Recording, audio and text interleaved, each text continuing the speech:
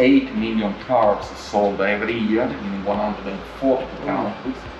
Ghibli, 4 porte, Levante, V6, V8, hybrid, all of the different engine options. Most important victories, achievements, records, and difficulties.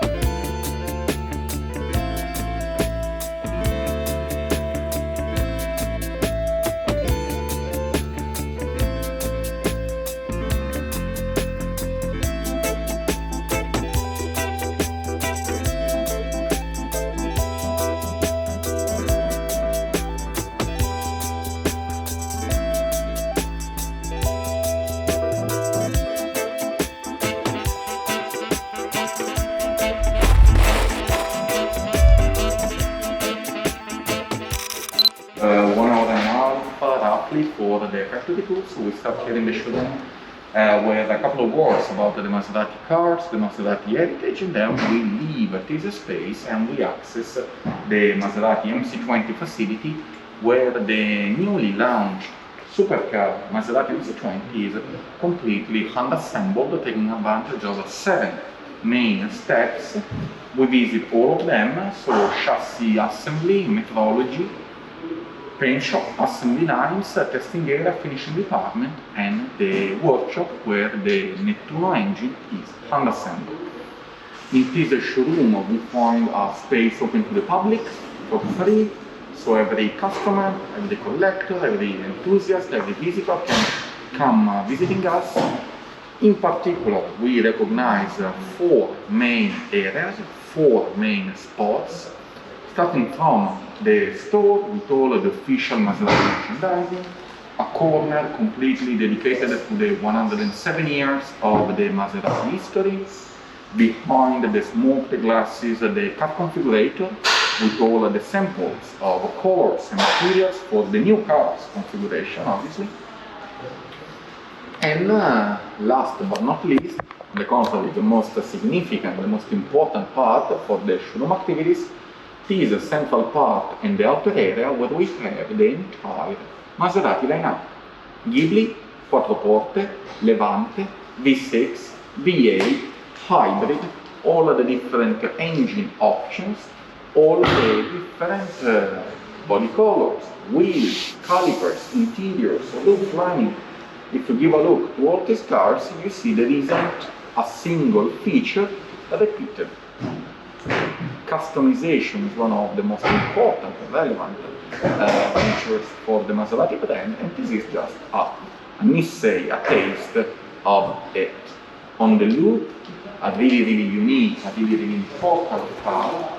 So the red car that you see on the blue is the Maserati 250F, Formula 1 World Champion 1957, where the Argentinian Manuel Fangio winning his 5th and last world title. That car was used between 1954 and 1960 in 48 Grand Prix events, 227 entries, 8 victories, and a World Championship 1957. All of the best international drivers took the chance to drive that car on track, from the American Phil Hill and Carroll Shelby, to the French Jean Berard, to the English Sir Sterling Moss and Jack Brabham, to the Italian Villoresi, Taruffi, Ascari, Giletti, the first lady ever driving a Formula 1, Maria Teresa De Filippis, 1958.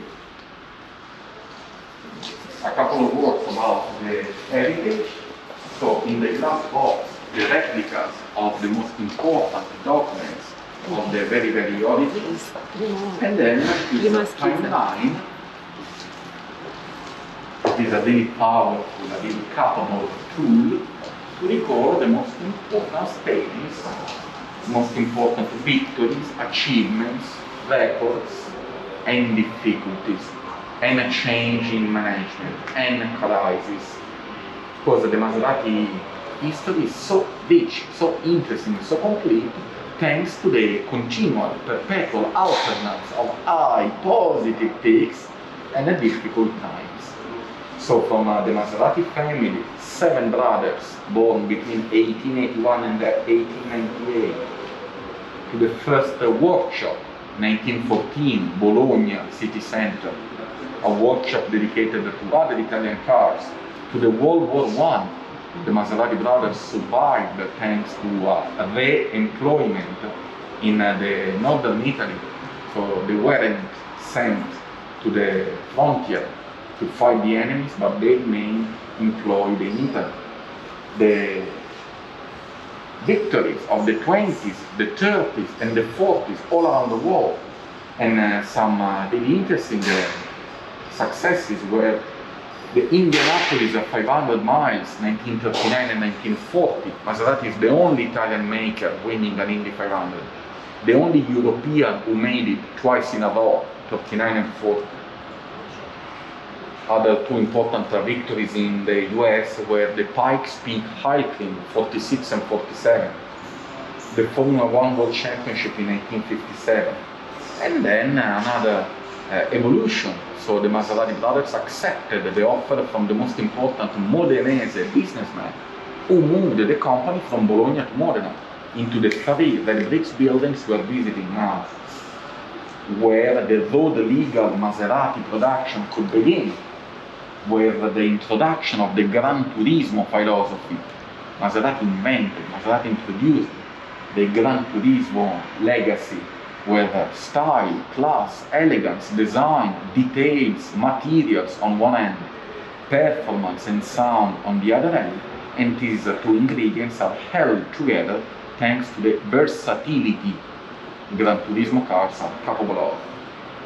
Maserati named after winds from blowing all around the world, Mistral, Ghibli, Bora, Kamsin, Carif, Shamal, Levante, next, Grecale, location, cities, circuits, tracks, Chiarani, South Africa, Mexico, Indy, Sebring, Merak, the name of a star, Merak, Bora and Kamsin, the Maserati lineup between 1968 and 1975 under the French Citroën management.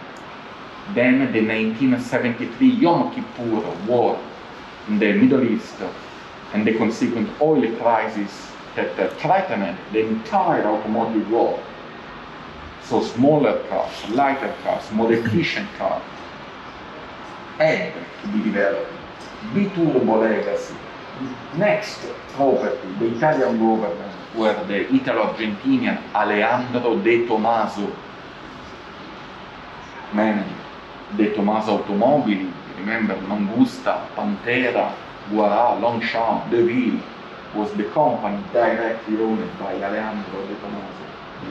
Then Fiat 1993, Ferrari between 1998 and 2005 for the new cars, the new products, the new management. Then Fiat Chrysler, today Stellantis. Maserati is the only luxury brand of the Stellantis group. 400,000 employees in the world, 8 million cars sold every year in 140 countries, 137 nationalities represented by the employees. So the fourth player in terms of sold vehicles, the third player in terms of financial results. Today we introduce a ghidul quattroporte in Torino, the two sedans, in the former Bertone Italian designer plant. Levante is manufactured in Mirafiori, still Torino. And here in Modena we have the super sport car Maserati MC20, launched on the 9th of September during the NMX6 Time to be Audacious event held here in Modena for the rebirth of the brand. So the customization program for this area, MC20, electrification, and all of the new project, all of the new stuff going on. If there are no questions about this part, we're ready to proceed with the plant.